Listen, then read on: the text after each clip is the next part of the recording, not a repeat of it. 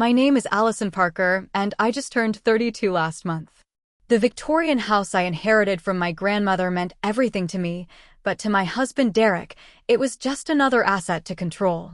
I never imagined he would abandon me on a deserted country road when I refused to sign it over to him. What he never expected was coming home to find the locks changed, the house emptied of valuables, and two men standing beside me with determination in their eyes. Before I continue my story, let me know where you're watching from in the comments, and don't forget to like and subscribe if you want to hear how I reclaimed my life and my inheritance. My grandmother, Eleanor, raised me from the age of 7 after my parents died in a car accident. Her Victorian house on Maple Street became my sanctuary, a place of safety and unconditional love. Built in 1894, the house had original hardwood floors, intricate crown molding, and stained glass windows that cast rainbows across the living room floor on sunny afternoons. Grammy Eleanor would tell me stories about the families who had lived there before us, creating an almost magical connection between me and every creaking floorboard and secret corner. The house wasn't just beautiful architecture, it was the physical embodiment of my childhood, my healing, and my connection to the only parent figure I had left. Grammy taught me how to bake in that kitchen with its vintage mint green tiles. She helped me with homework at the mahogany dining table that had been in our family for generations. When I had nightmares about losing my parents, she would rock me in the window seat in her bedroom, pointing out constellations until I fell back asleep. I met Derek Campbell at a charity auction for the Historical Preservation Society. I was 29, established in my career as an interior designer, and focused on my work rather than dating. Derek approached me as I was admiring a painting of local Victorian homes, including my grandmother's. He was handsome in that clean-cut way that screams reliability, dark hair always neatly combed, perfectly tailored suits, and a smile that seemed both confident and kind. "That's the Parker house, isn't it?" he asked, pointing to my grandmother's home in the painting. "I drive by it every day on my way to work. It's the most beautiful house in the neighborhood." I smiled, pleasantly surprised that he knew my grandmother's house. "It is. My grandmother has lived there for 40 years. We spent the rest of the evening talking about architecture, design, and our shared love of historical homes. Derek told me he worked in finance, managing investments for wealthy clients. He seemed genuinely interested in my career and asked thoughtful questions about my design philosophy. By the end of the night, I'd given him my number, something I rarely did with men I'd just met. Our courtship was a whirlwind. Derek took me to elegant restaurants, weekend getaways to charming bed and breakfasts, and surprised me with tickets to design exhibitions. He met my grandmother just 2 months into our relationship, bringing her favorite lilies and patiently listening to her stories about the house's history. Grammy Eleanor seemed charmed by him, though she did pull me aside once to say, "He's quite smooth, isn't he? Just make sure there's substance beneath all that polish." I brushed off her concern. Derek seemed perfect, attentive, successful, and supportive of my career. When he proposed 6 months after we met, I said yes without hesitation. We planned a small wedding at Grammy's house, in the garden she had cultivated for decades. Looking back, there were warning signs I ignored in my happiness. Once, while discussing wedding finances, I noticed Derek became defensive when I suggested we split costs evenly. "I'm traditional that way," he said with a tight smile. "Let me handle the money." Another time, when I mentioned setting up a joint account but keeping our separate accounts as well, he seemed offended. "Don't you trust me?" he asked, making me feel guilty for wanting financial independence. My grandmother's health began declining shortly after our engagement. At 87, her heart was failing, and she became increasingly frail. I spent more time at her house, often staying overnight to care for her. Derek was understanding at first, but gradually became impatient with my divided attention.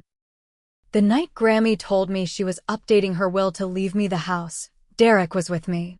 I didn't notice how his posture straightened or how his eyes calculated as she explained that the house was worth over $1 million in today's market, but that she knew I would never sell it because of what it meant to us.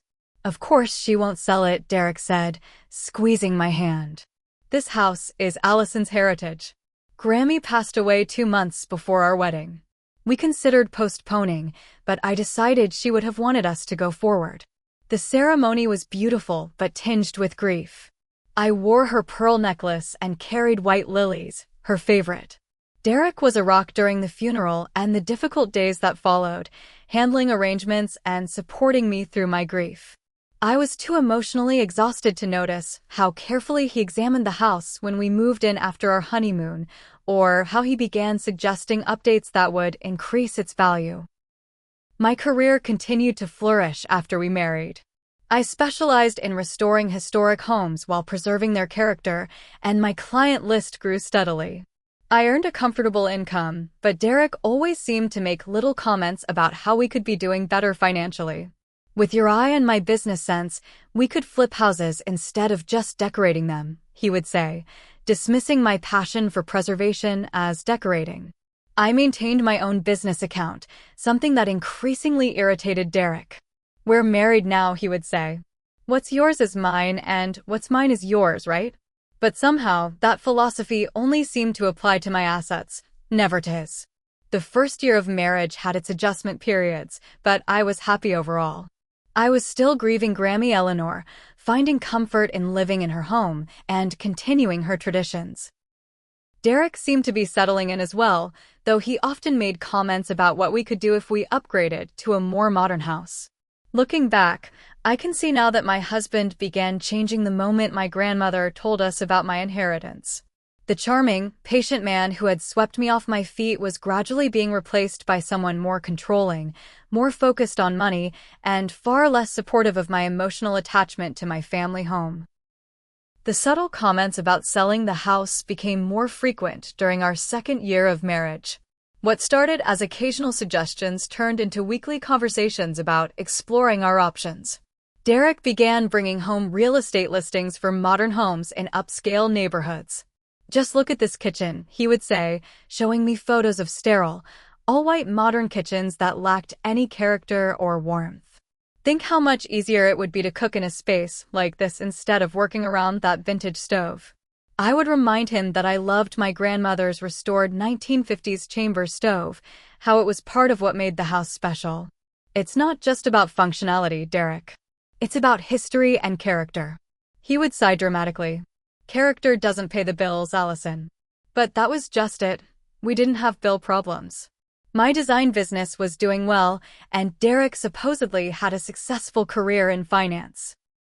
We should have been comfortable. Yet Derek increasingly complained about financial pressure without ever being specific about its source. 6 months after Grammy's passing, Derek started suggesting I transfer the house into both our names. For tax purposes, he claimed. My financial advisor says we'd save thousands. When I hesitated, he acted hurt. Don't you see us growing old together in this house? Don't you trust me? I consulted my friend Rebecca Lewis, who happened to be a family law attorney. We met for coffee one afternoon while Derek was supposedly at a work conference. Something feels off, Becca, I confided as we sat in a quiet corner of the cafe. Derek's been pushing harder about getting his name on the deed.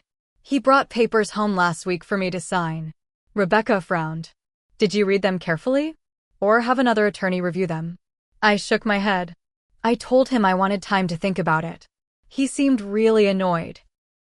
Allison, listen to me, Rebecca said, leaning forward. Your house is separate property since you inherited it before marriage.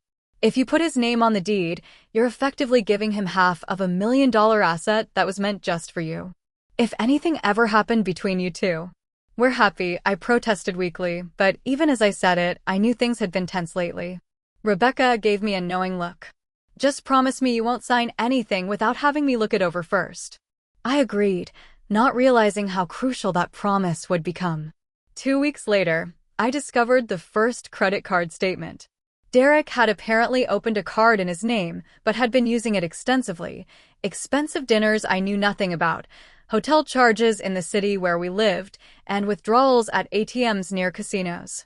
When I confronted him, he became defensive. You're spying on me now, he snapped, snatching the statement from my hands. It was mixed in with our regular mail, I explained, trying to stay calm. Derek, There are charges here for over $5,000 at restaurants and hotels I've never been to. What's going on? His face softened suddenly, and the Derek I thought I'd married reappeared. I'm so sorry, Ally. I was going to tell you. I've been working with some important clients, whining and dining them to secure big accounts. I didn't want to bore you with the details. It sounded plausible enough, but something felt wrong. And the casino withdrawals? One client loves poker. Part of the business, he said smoothly, pulling me into a hug. I should have told you. Forgive me? I wanted to believe him. It was easier than confronting the alternative, that my husband was lying to me. I nodded against his chest, ignoring the voice in my head that sounded suspiciously like my grandmother saying, "Trust your instincts, Allison." The next blow came a month later when I received a call from our mortgage company. "Mrs. Campbell, we're calling about the second mortgage on your property. The payment is now 30 days past due." My blood ran cold. There must be a mistake. We don't have a second mortgage. There was an uncomfortable pause on the line.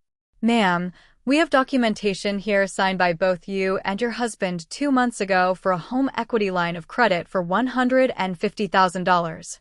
I felt physically ill. I never signed anything like that. After hanging up, I ransacked Derek's home office, something I'd never done before.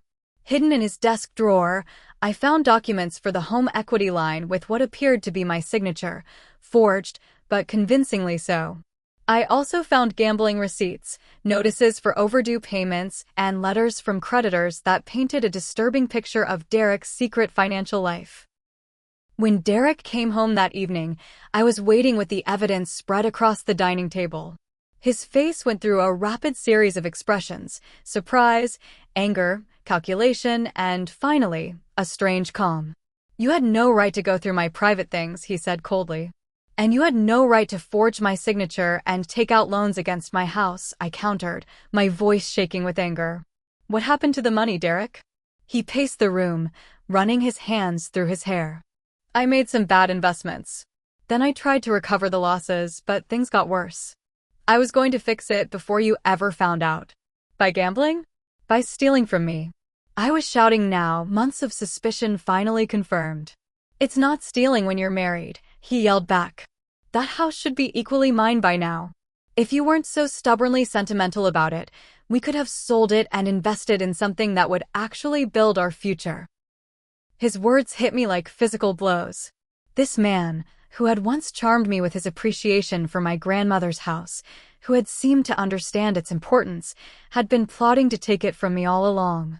"Get out," I whispered. Derek's demeanor changed instantly. "Baby, I'm sorry." "I didn't mean it," he said, approaching me with outstretched arms. "I'm just stressed about money. We can work this out." For a moment, I almost relented. He was my husband, after all. But then I remembered Rebecca's warnings and stood my ground. "I need time to think. Please stay with a friend tonight."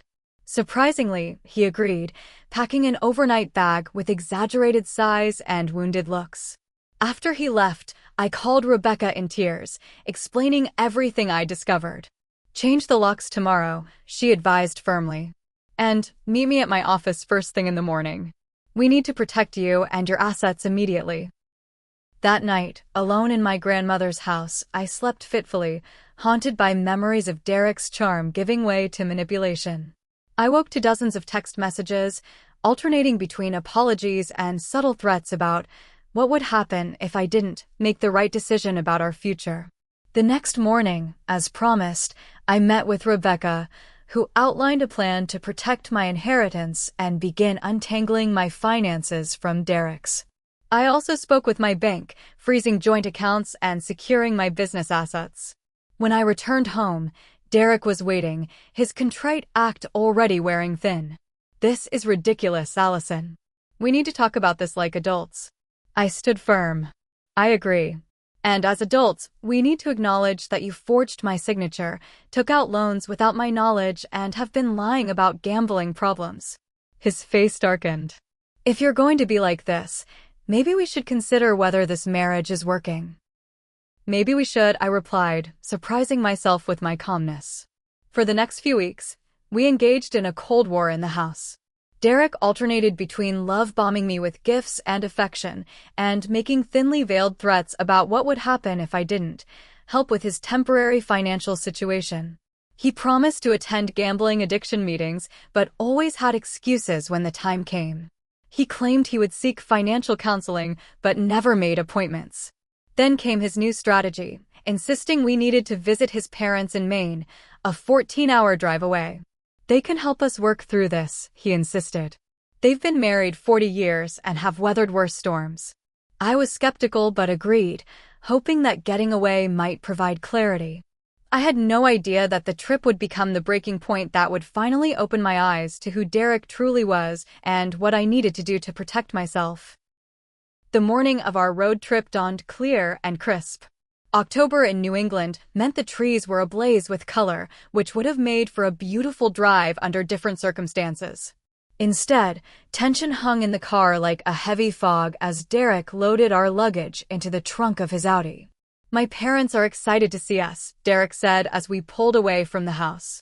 His voice had that forced cheerfulness I'd come to recognize as manipulation. "Dad says October is the best time to visit the lake house." I nodded, gazing out the window at my grandmother's house as we drove away. Something told me this trip was a mistake, but I'd committed to trying to save our marriage, despite the growing evidence that it might not be worth saving. The first few hours passed in strained silence. Derek played his financial podcasts while I pretended to read a novel. Around noon, he pulled into a roadside diner for lunch. "We need to talk strategy before we reach my parents' place," he said after we'd ordered. "They're conservative about marriage. If they sense we're having problems, they'll blame you. My mom especially can be judgmental." "I'm not going to pretend everything's fine when it's not," I replied, stirring my coffee. "You forged my signature, Derek. You stole from me. That's not something I can just smile through." His jaw tightened. "See, that attitude is exactly what I'm talking about. You make it sound so black and white." "Forgery is pretty black and white," I countered. Derek leaned forward, lowering his voice. "Look, all I need is for you to transfer the house into both our names. Once that's done, we can refinance properly, I can pay off my debts, and we can have a fresh start. My financial advisor agrees it's the best solution." My stomach dropped. This trip had nothing to do with reconciliation. It was another manipulation tactic to get my house. "So that's what this is about? You're using this trip to pressure me into signing over my inheritance." "Don't be dramatic, Allison. I'm talking about saving our marriage." "By taking my house?" Derek's face hardened. "It's our house. We're married. What's yours is mine." "That's not how inheritance works," I said, repeating what Rebecca had explained to me. "The house is separate property. It was left specifically to me." "So you're choosing a pile of bricks over your husband?" His voice rose, causing nearby diners to glance our way. "I'm choosing not to reward your lies and manipulation," I replied evenly, though my heart was racing. "If you love me, you wouldn't be asking me to give up something so important, especially after what you've done." Lunch ended abruptly after that. Back in the car, Derek's cold silence radiated anger. We were now on rural roads, headed through the less populated areas of Vermont. The beautiful foliage seemed to mock the ugliness developing inside our vehicle. Around 4 o'clock, after hours of silence, Derek suddenly spoke. "I've made a decision," he said in a frighteningly calm voice. "Either you agree to transfer the house into both our names when we get back, or our marriage is over." My heart pounded, but I kept my voice steady. "That's not a decision, Derek. That's an ultimatum. Call it whatever you want. What's your answer?" I took a deep breath. "No. I will not transfer my grandmother's house to you. Not after discovering your gambling, your lies, and your forgery." Without warning, Derek swerved the car onto the shoulder of the road, gravel crunching under the tires as we came to an abrupt stop. We were in the middle of nowhere, dense forest on one side, open fields on the other, and no houses or businesses in sight. "Get out," he said, his voice eerily calm. "What?" I stared at him in disbelief. "You heard me. Get out of my car." He reached across me and pushed open my door. "If you're too stubborn to help your husband when he needs it, then you can figure things out on your own. You can't be serious." We're miles from anywhere. My voice rose in panic. Derek's eyes were cold and unfamiliar. Final chance, Allison. The house or the marriage. Choose.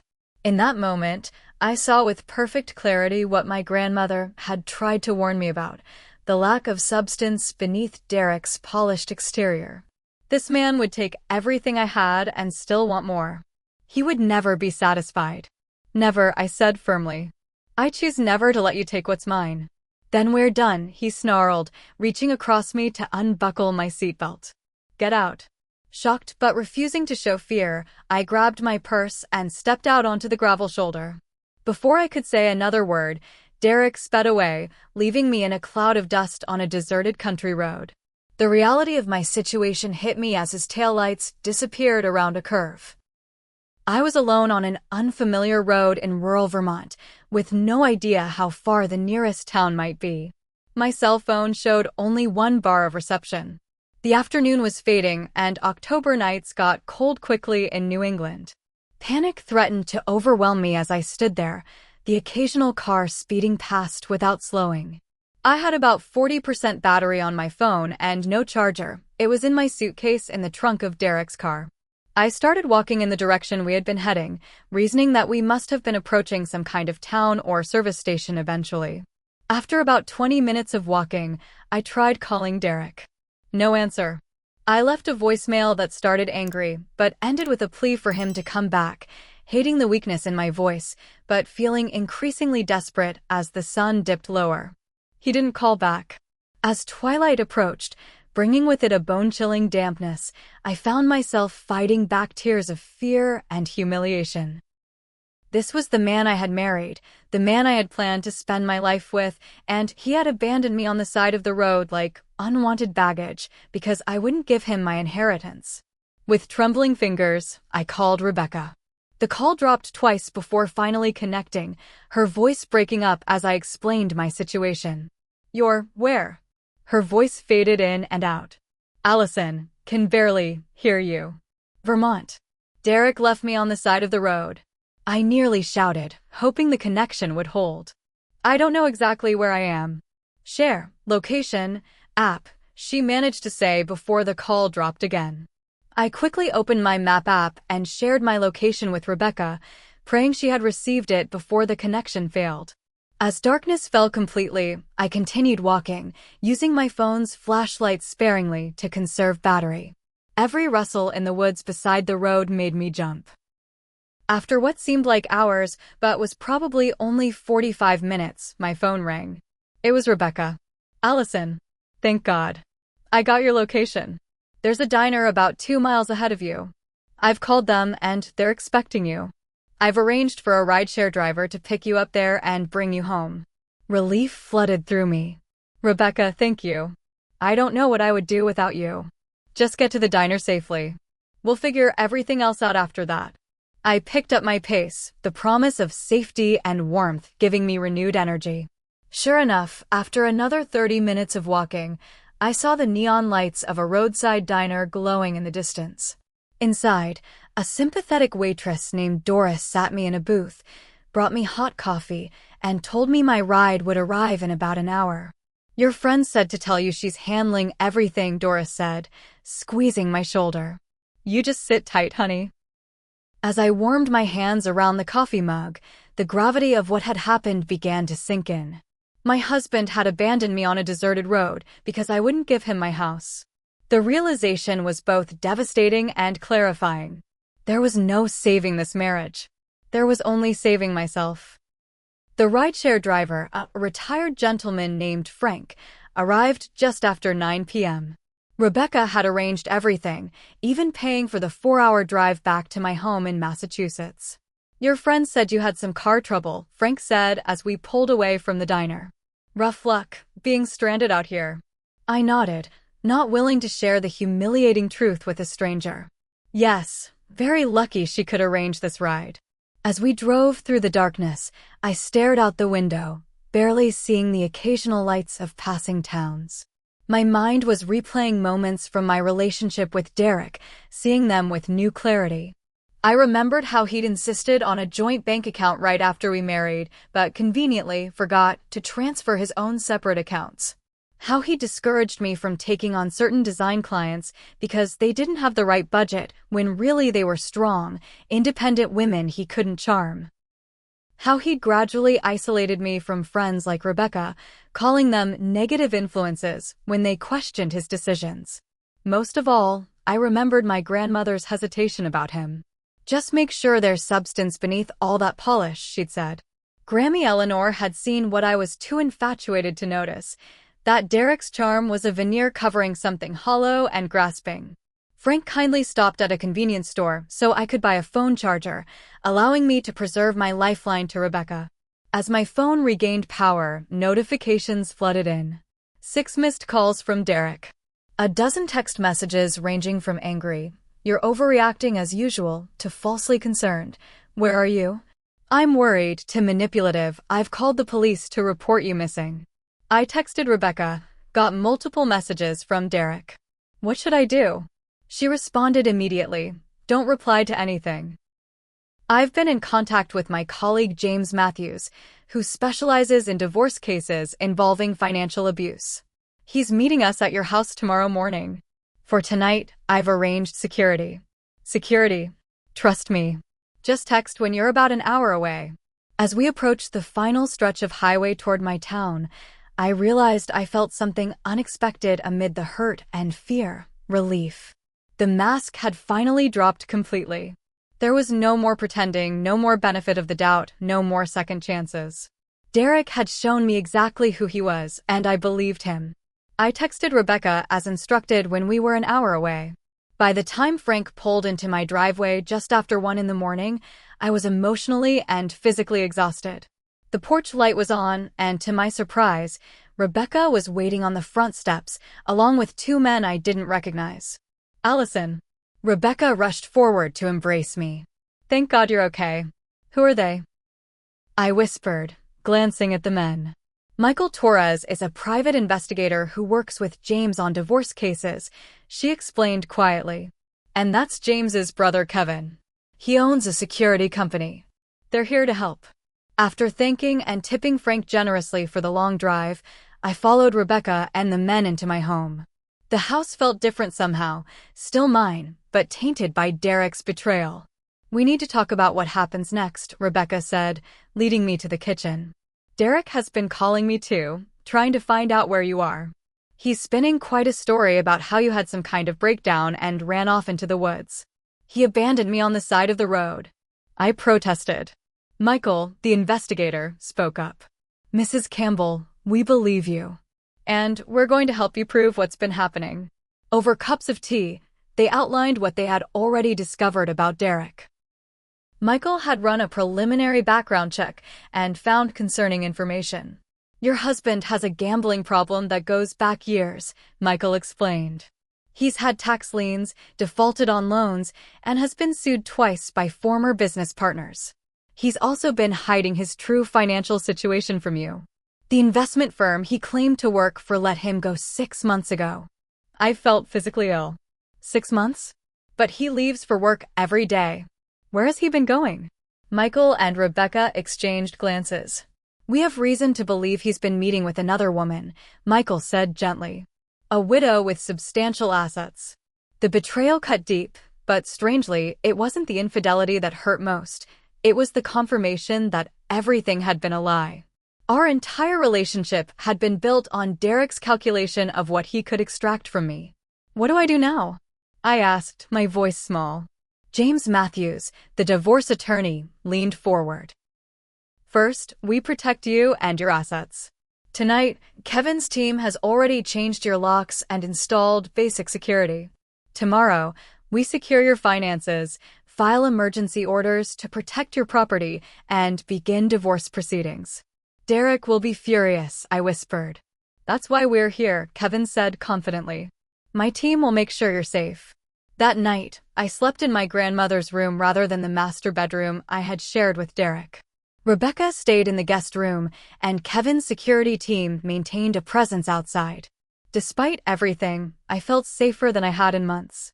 In the quiet darkness, surrounded by my grandmother's things, I finally allowed myself to cry, not just for the marriage I was losing, but for the signs I had ignored and the time I had wasted with someone who had never truly loved me. As painful as the tears were, they felt cleansing, washing away the fog of denial I'd been living in. Morning brought a sense of purpose. I showered, dressed in professional attire as if preparing for an important client meeting, and went downstairs to find Rebecca, James, Michael, and Kevin already working from my dining room table, which was covered with documents and laptops. "We've been busy," Rebecca said, handing me a cup of coffee. "Derek tried to access your joint accounts this morning, but we've already frozen them. He also tried to use the home equity line of credit card, which was declined." "He knows something's wrong," I said. James nodded. "He'll likely be coming here soon." "Are you prepared for that confrontation?" I thought about it for a moment, remembering how Derek had left me alone on that dark road, and felt steel enter my spine. Yes, I'm ready to face him. But first, tell me exactly what we're doing to protect my home and my future. For the next few hours, we executed a careful plan. I signed paperwork to file for divorce on grounds of financial abuse and abandonment. Kevin's team installed security cameras around the property. Michael documented the forged signatures on the home equity loan documents and prepared evidence of Derek's deception. Most importantly, I moved irreplaceable items, family photos, my grandmother's jewelry, important documents, and sentimental treasures to a secure storage location. If Derek had been willing to abandon me on a deserted road, there was no telling what else he might do. By afternoon, everything was in place. The house looked normal enough, but anything truly valuable or important was secured elsewhere. I was emotionally prepared for the confrontation that was coming. And I was no longer alone. I had a team of professionals helping me, and for the first time since discovering Derek's deception, I felt a sense of control returning. As we finished reviewing the final details of our plan, my phone rang.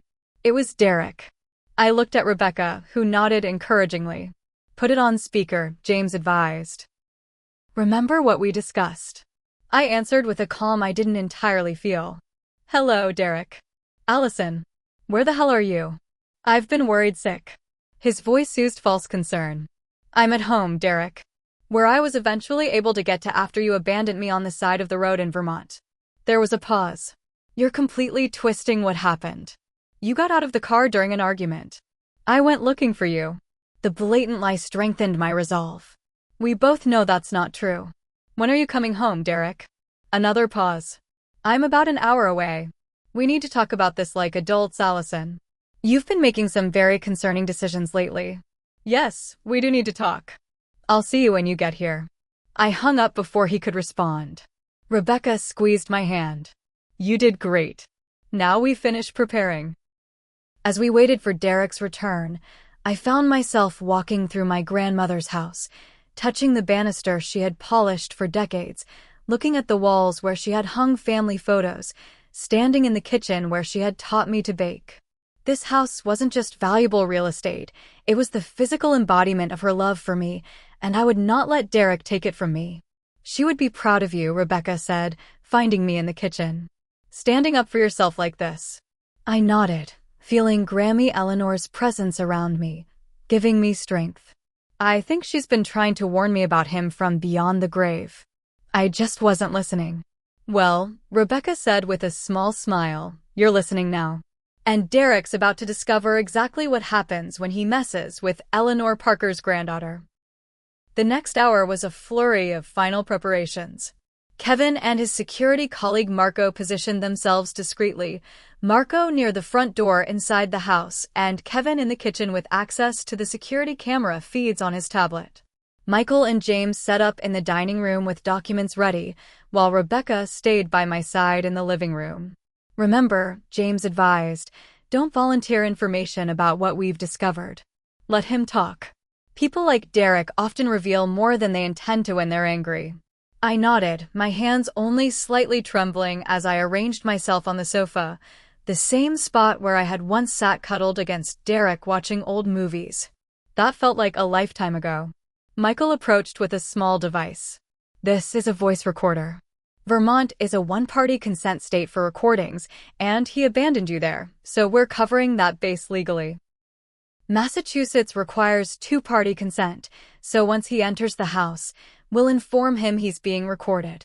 I clipped the small recorder inside my blazer pocket, feeling like a spy in some bizarre movie. Except this was my life, and the villain was the man I had promised to love forever. Rebecca handed me a bottled water. Drink. You need to stay hydrated and clear-headed. Just as I took a sip, Kevin called from the kitchen, car pulling into the driveway. It's him. My heart rate skyrocketed, but I took a deep breath, remembering what James had said about staying calm and letting Derek reveal himself. The security cameras showed him approaching the front door, his expression a mixture of anger and calculation. He tried his key, then looked confused when it didn't work. The doorbell rang. Marco looked at me for confirmation, and I nodded. He opened the door, his imposing figure blocking Derek's entry. Who the hell are you? I heard Derek demand. Where's my wife? Mrs. Campbell is inside, Marco replied professionally. Before you enter, I need to inform you that this conversation is being recorded, as required by Massachusetts law. What? Get out of my way. This is my house. Derek tried to push past, but Marco stood firm. Sir, you can either agree to the recording or leave the premises. Those are your options. Derek's face contorted with anger, but he quickly composed himself. Fine. Whatever. I need to speak with my wife. Marco stepped aside, and Derek stormed into the living room, stopping short when he saw me sitting calmly with Rebecca beside me. His eyes darted around, taking in the security professional by the door, then spotting James and Michael in the dining room. What the hell is this, Allison? His voice was low and dangerous. Who are all these people in our house? I met his gaze steadily. They're here to help me, Derek. Something I needed after you abandoned me on a deserted road yesterday. You're still on that? I came back for you. You were gone. The lie flowed easily from his lips. We both know that's not true, I replied calmly. The rideshare receipt on my credit card and the security footage from the diner where I waited proves otherwise. His expression flickered. He hadn't expected me to have evidence. This is ridiculous. Everyone needs to leave so my wife and I can discuss our personal matters privately. They're staying, I said firmly. And we do have things to discuss. Like the home equity line of credit you took out by forging my signature. And the gambling debts you've been hiding. And the fact that you were fired 6 months ago, but have been pretending to go to work every day. Derek's face paled, then flushed with anger. You've been spying on me? No, Derek. I've been protecting myself after discovering your lies. I gestured toward James. This is James Matthews. He's my divorce attorney. The word divorce seemed to jolt Derek. His demeanor changed instantly, the anger replaced by a calculated charm I recognized all too well. Divorce? Ally, baby, you can't be serious. His voice softened as he took a step toward me. We had one fight. Couples fight. That doesn't mean we throw away our marriage. Rebecca shifted slightly closer to me as Derek approached, but I remained steady. It wasn't just a fight, Derek. You abandoned me on a rural road as the sun was setting because I wouldn't give you my inheritance. That's not a fight, that's abuse. I made a mistake, he said, his eyes suddenly glistening with what I now recognized as manufactured tears. I was stressed about money, about us. I wasn't thinking clearly. Please send these people away so we can talk properly. I shook my head. The time for talking was before you left me stranded 14 hours from home. The time for honesty was before you forged my signature on loan documents. The time for working on our marriage was before you started seeing another woman. That stopped him cold. What are you talking about? Michael stepped forward from the dining room. Mr. Campbell, we have documentation of your meetings with Mrs. Eleanor Wilson over the past 4 months, including financial transactions and hotel receipts. The mention of concrete evidence seemed to shift something in Derek. The charming mask slipped completely, revealing the cold, calculating person beneath. You want to play it this way? Fine. His voice hardened. I'll fight you for every penny. This house is half mine by right of marriage. James joined us in the living room, document folder in hand. Actually, Mr. Campbell, the house is Ms. Parker's separate property through inheritance. Furthermore, we have documentation of your attempt to defraud her through forgery, which will be of great interest to the district attorney. Derek's eyes darted around the room, like a cornered animal looking for escape. You can't prove anything. The bank has already confirmed the home equity line application contains a forged signature, James continued calmly. And Miss Parker has text messages where you admit to gambling losses and demand she transfer the house to cover your debts. I could see Derek recalculating, trying to find leverage. His gaze settled on me again. Allison, think about what you're doing. We took vows. For better or worse, remember? This is just a rough patch. Abandoning your wife on the side of the road isn't a rough patch, Derek. It's who you really are. My voice was stronger than I expected. I want you to pack your personal belongings and leave. Today. You can't kick me out of my own house, he shouted, his composure cracking completely. It's not your house, I reminded him. And yes, I can. The emergency order of protection James filed this morning gives me exclusive use of the property during divorce proceedings. Derek lunged forward suddenly, causing Rebecca to gasp, but Marco was faster, stepping between us with remarkable speed. Sir, I strongly advise you to comply with your wife's request, Marco said firmly. The police have been notified and are on standby if needed. Derek looked around the room, seemingly recognizing he was outmaneuvered. His expression morphed from rage to cold calculation. Fine. I'll go. But this isn't over, Allison. Not by a long shot. He turned toward the stairs. I need to pack my things. Marco will accompany you, I said. And the security cameras we installed this morning will be recording to ensure nothing that isn't yours leaves with you. The look of shock on Derek's face confirmed what I had suspected. He had planned to take valuables with him. Without another word, he headed upstairs with Marco following closely.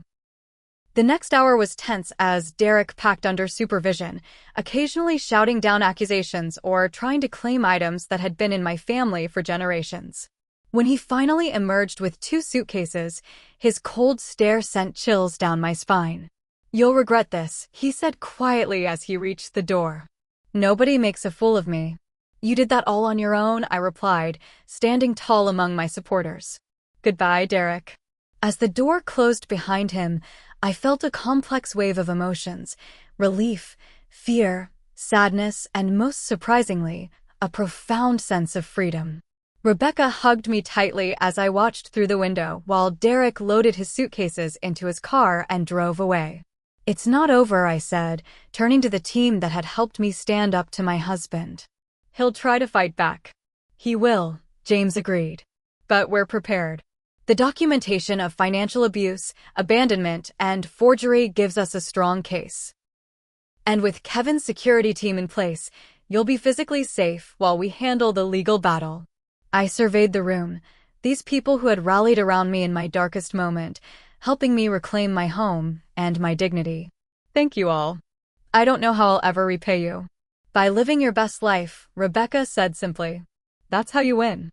That evening, after the team had gone, leaving only Kevin's security professional discreetly monitoring the property from outside, I walked through my grandmother's house, my house, touching the familiar walls and furniture.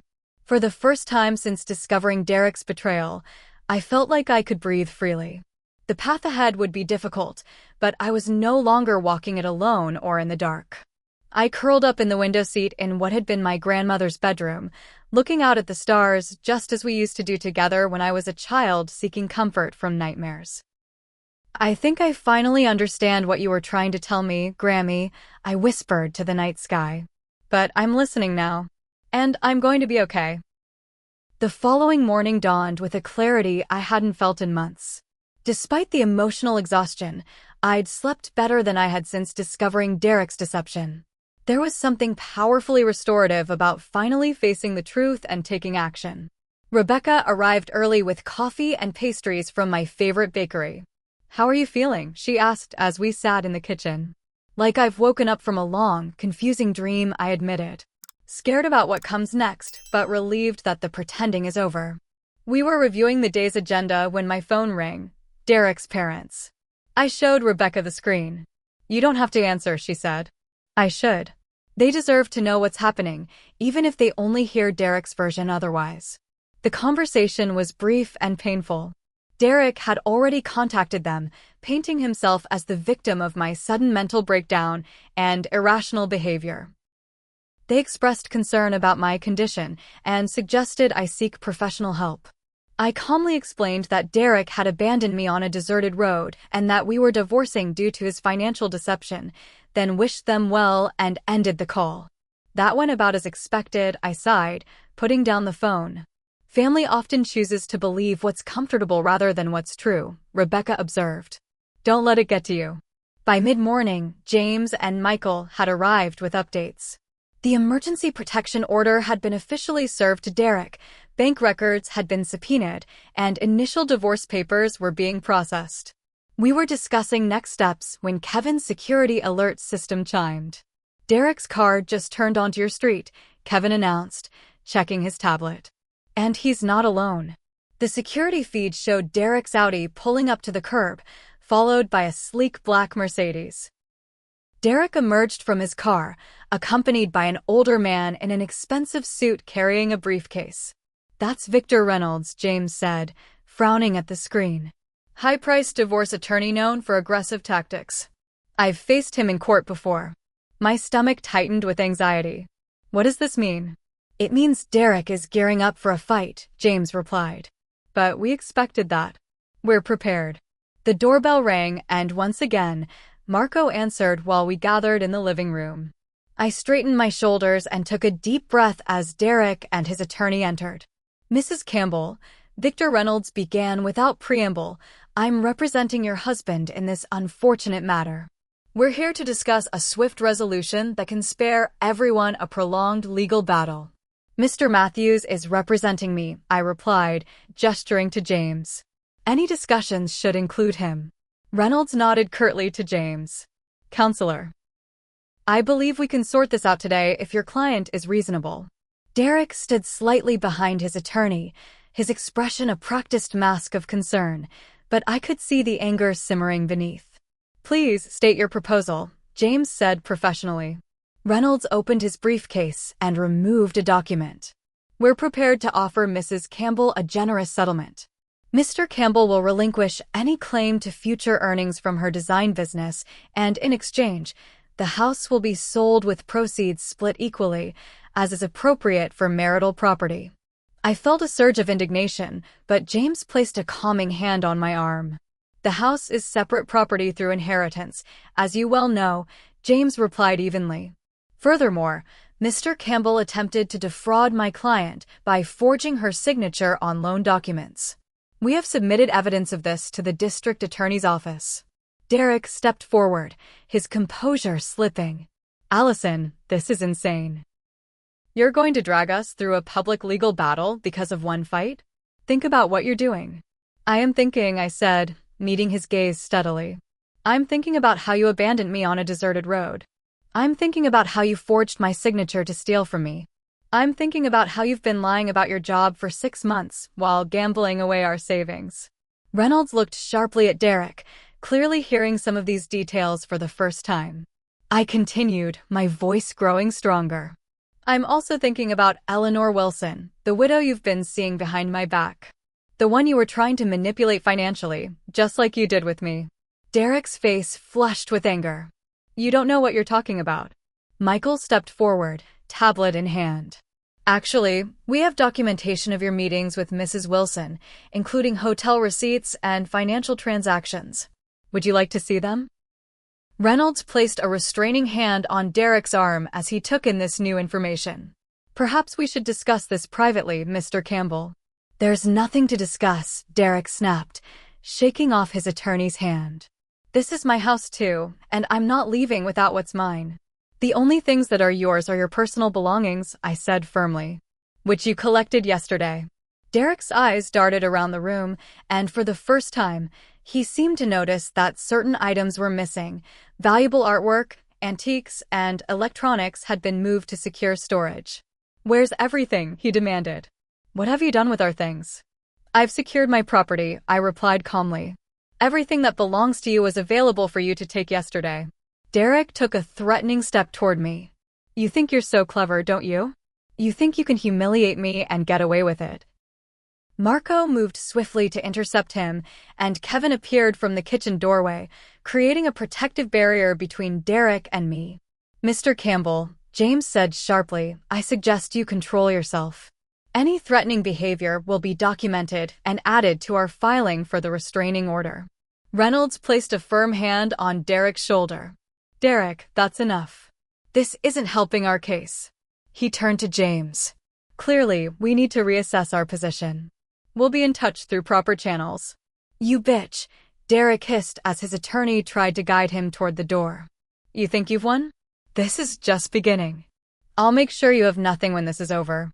Kevin held up his tablet, which was recording the entire encounter. All documented, Mr. Campbell. I suggest you leave while you still have some dignity intact. Derek's face contorted with rage, but Reynolds finally managed to steer him toward the exit. We'll be in touch, counselor, the attorney said to James as they departed. After they left, I sank onto the sofa, trembling with adrenaline. He's never going to stop, is he? James sat across from me. People like Derek usually fight hardest right before they realize they've lost. That display wasn't the behavior of someone confident in their position. It was desperation. What happens now? I asked. Now we continue building our case, James replied. Michael has already located 2 of Derek's former business partners who are willing to testify about his financial misconduct. The bank has confirmed the signature forgery. And we've filed a formal complaint with the district attorney. The criminal aspects of his behavior change everything, Rebecca added. This isn't just about divorce anymore. Derek could face fraud charges. That evening, after the team had gone, I received a series of increasingly angry texts from Derek, ranging from threats to sudden declarations of love and remorse. Following James's advice, I didn't respond to any of them, instead forwarding them to Michael to add to our documentation. The next morning brought news that Derek had withdrawn the remaining money from our joint checking account before it could be frozen, a relatively small amount, but his final act of financial betrayal. James assured me we would address it in the divorce proceedings. Later that day, Michael called with surprising news. Mrs. Wilson contacted us, he said. Apparently, Derek approached her after leaving your house yesterday, asking for a loan. When she refused, he became belligerent. She's filed a police report and wants to provide a statement for your case. One by one, Derek's deceptions were unraveling, exposing the true nature of the man I had married.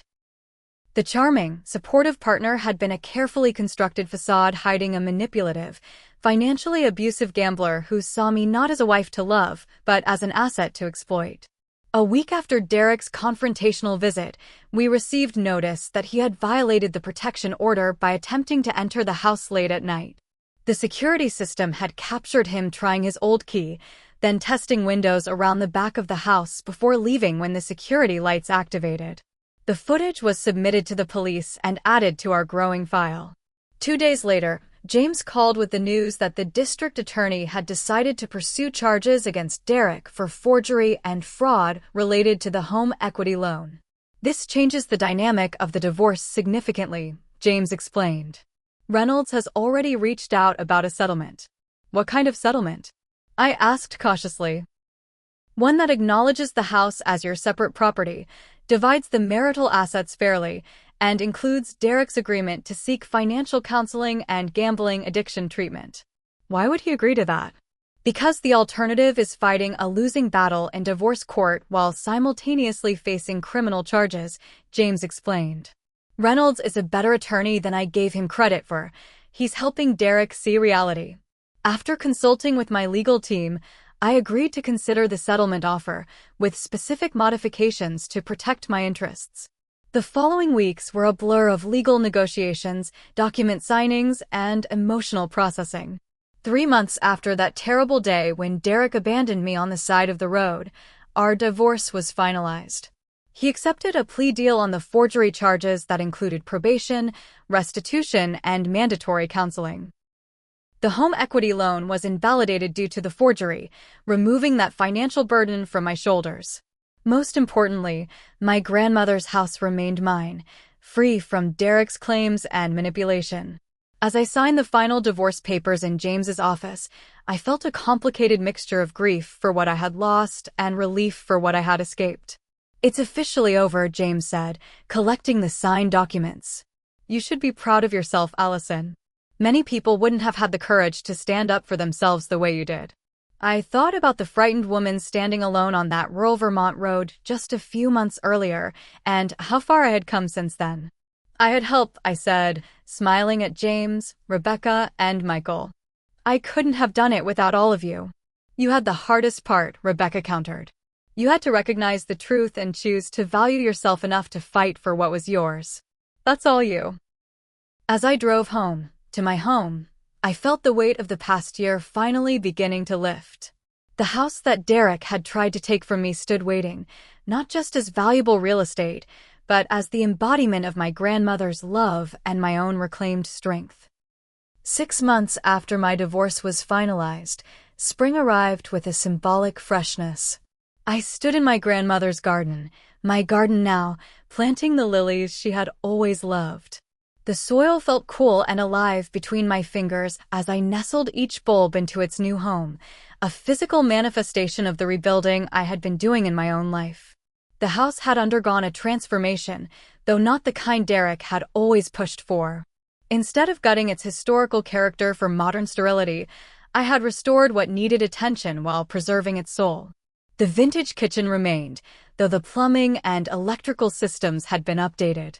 The original hardwood floors had been refinished to their former glory. Each room had been repainted in warm, welcoming colors that honored the home's Victorian heritage while bringing in fresh energy. Most importantly, I had reclaimed each space from the shadow of Derek's presence. The master bedroom, which I had avoided for weeks after the divorce, was now my peaceful sanctuary with new bedding, artwork, and a reading nook by the window. Derek's home office had been transformed into a design studio where I could work on projects and meet with clients. The dining room where we had hosted awkward dinner parties with his colleagues now welcomed my friends for monthly potluck gatherings filled with laughter and genuine connection. My therapy sessions with Dr. Marissa Jenkins had been instrumental in my healing process. Initially, I had resisted the idea, telling Rebecca I didn't need therapy, just a divorce. But after the settlement was finalized and the immediate crisis had passed, the emotional aftermath hit me hard. "What you experienced was financial abuse compounded by abandonment and betrayal," Dr. Jenkins explained during our first session. "Those wounds don't heal just because legal documents are signed." She was right. Despite the relief of being free from Derek's manipulation, I struggled with trust issues, self-doubt, and recurring nightmares about being stranded on that dark road. Through weekly sessions, I gradually processed the trauma and began rebuilding my sense of self-worth. "You're not defined by his treatment of you," Dr. Jenkins reminded me often. "And his ability to deceive isn't a reflection of your intelligence or worth." Professionally, my design business had flourished. The focus and energy I had once spent managing Derek's moods and demands was now channeled into creative work. I specialized in restoring historic homes while honoring their character, something Derek had always dismissed as impractical sentimentality. Ironically, this niche had proven extremely successful, attracting clients who valued preservation over profit-driven renovation. 6 months after the divorce, I received an unexpected call from Eleanor Wilson, the widow Derek had been pursuing while we were still married. "I hope you don't mind me reaching out," she said hesitantly. "I've been thinking about you and wondering how you're doing." We met for coffee the following week. Eleanor was elegant and sharp-minded at 72, not the vulnerable, naive Mark Derek had obviously assumed she would be. He thought I was a foolish old woman who would be flattered by a younger man's attention, she said with a knowing smile. "But I've been around long enough to recognize predators. I was stringing him along to gather evidence when everything imploded with you." She reached across the table to pat my hand. "I'm sorry you had to go through that, dear. But I'm impressed by how you handled it." Our conversation revealed how similar Derek's tactics had been with both of us, The careful attention to our interests and values, the gradual introduction of his temporary financial difficulties, the subtle isolation from friends who might question his motives. The young woman who worked as my assistant noticed something off about him right away, Eleanor confided. Trust your instincts and trust the people who care about you when they raise concerns. That's my advice after 82 years on this earth. I nodded, thinking of my grandmother's hesitation about Derek and how I had dismissed it. I'm learning that lesson the hard way. The hard way is sometimes the only way it sticks, Eleanor replied wisely. That conversation sparked an unexpected friendship between us. Eleanor had a lifetime of experience navigating difficult relationships and financial challenges. Over monthly lunches, she became a mentor and eventually, something of a surrogate grandmother figure in my life. My relationship with Rebecca also deepened beyond our professional connection. She had been my rock during the darkest period, and our friendship flourished once the crisis had passed. She introduced me to her wider circle of friends, helping me rebuild the social connections that had atrophied during my marriage to Derek. He systematically isolated you, Rebecca observed one evening as we shared wine on my porch. It's what abusers do, cut you off from anyone who might question their behavior or support your independence. I thought about how Derek had subtly criticized my friends, scheduled conflicting events when I had plans with them, or made me feel guilty for spending time away from him. The pattern was obvious in retrospect, though nearly invisible while I was living through it. How did I not see it? I wondered aloud. Because it happens gradually, and because he was very good at it, Rebecca replied. Don't blame yourself for being manipulated by someone who had perfected his technique over years. The most unexpected part of my healing journey came from connecting with other women who had experienced similar situations. Through a support group Dr. Jenkins recommended, I met women from all walks of life who had survived relationships with financially or emotionally abusive partners. Sharing my story with them was initially terrifying, then liberating. Each time I recounted how Derek had abandoned me on that road and how I had found the strength to rebuild, I reclaimed more of my narrative from the shame that had clung to it. 6 months into attending the group, the facilitator asked if I would consider leading a workshop on recognizing financial abuse in relationships. Your perspective as both a survivor and a financially independent professional would be invaluable, she explained. The workshop became a monthly offering, evolving into a comprehensive program on financial empowerment for women leaving abusive relationships. I partnered with Rebecca and other professionals to provide resources on legal protection, financial planning, and emotional recovery. What had begun as my personal nightmare was transformed into a source of strength and support for others. 1 year after my divorce, I stood in my grandmother's house, my house, hosting a gathering of friends, support group members, and the professional team who had helped me through the crisis. The dining room table that had once witnessed tense meals with Derek now overflowed with food, drinks, and laughter. Michael Torres raised his glass in a toast. To Allison, who showed us all what courage looks like. I shook my head, embarrassed by the attention. I just did what I had to do. That's exactly what courage is, Kevin said. Doing what needs to be done, even when you're terrified. As I looked around at the faces of these people who had become my chosen family, I felt a profound sense of gratitude.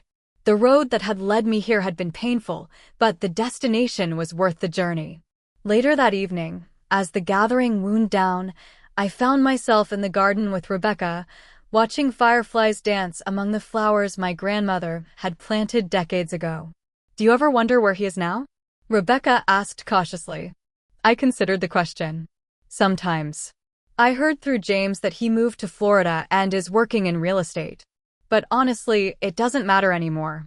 He's not part of my story now, just a difficult chapter I've moved beyond. Rebecca nodded. That's how you know you've truly healed.